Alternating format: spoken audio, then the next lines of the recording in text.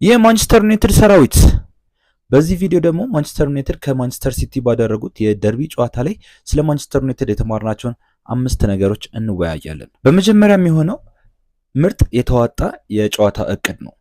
ማይክል ካሪክ ይህንን የደርቢ ጨዋታ ለማሸነፍ ማንቸስተር ዩናይትድን ያዘጋጀበት እንዲሁም ማንቸስተር ዩናይትድ ማንቸስተር ሲቲን እንዴት ሊያሸንፍ ይችላል ብሎ ያወጣው የጨዋታ እቅድ የተዋጣና ማንቸስተር ዩናይትድን አሸናፊ ያደረገ ነበረ። በሁለተኝነት ደግሞ የማሸነፍ ረሃብ ነው። የማንቸስተር ዩናይትድ ተጫዋቾች ገና ጨዋታው እንደተጀመረ የማሸነፍ ረሃባቸውን በደንብ አሳይተዋል በጨዋታው ላይ።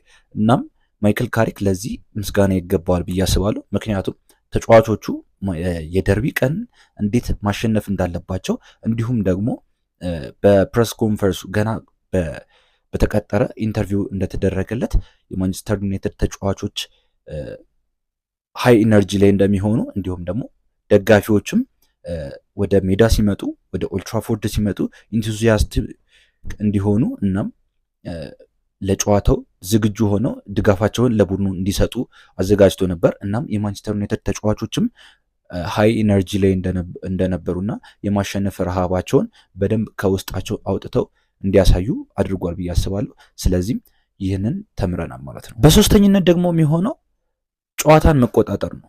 ማንቸስተር ዩናይትድ ጨዋታውን ተቆጣጥሮ ነበር በሚገባ ሁኔታ።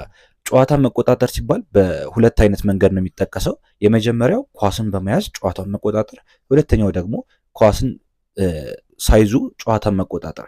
ማንቸስተር ዩናይትድ ያደረገው ኳሱን ሳይዝ ኳሱን ለማንቸስተር ሲቲ እንዲይዝ ፈቅዶ ጨዋታውን መቆጣጠር ችሎ ነበር።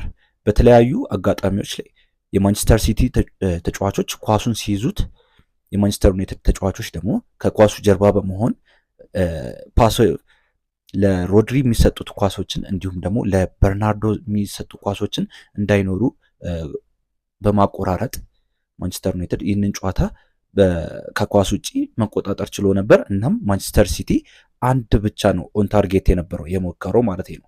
ሶ ማንቸስተር ዩናይትድ ይህንን ጨዋታ ለመቆጣጠር የተለያዩ ሜቶዶችን ተጠቅሟል። እናም ጨዋታውንም ደግሞ ለማሸነፍም ወደ አድቫንቴጅ ወደ ራሱ አድቫንቴጅ ለመውሰድም ጨዋታውን የተቆጣጠረበት መንገድም በጣም ይበል የሚያሰኝና የማንቸስተር ሲቲን ጥንካሬ በጉድለት በኩል አድርጎታል ማለት ነው። በአራተኝነት ደግሞ የሚሆነው የቡድን መከላከል ወይም ትኩረት ነው። የማንቸስተር ዩናይትድ ተጫዋቾች እንደ ቡድን ሲከላከሉ በጣም ውጤታማ ነበሩ በዛ ጨዋታ በዛ 90 ደቂቃ ማለት ነው። ሶ ሁሉም አንድ ላይ ይከላከላል፣ አንድ ላይ ያጠቃል።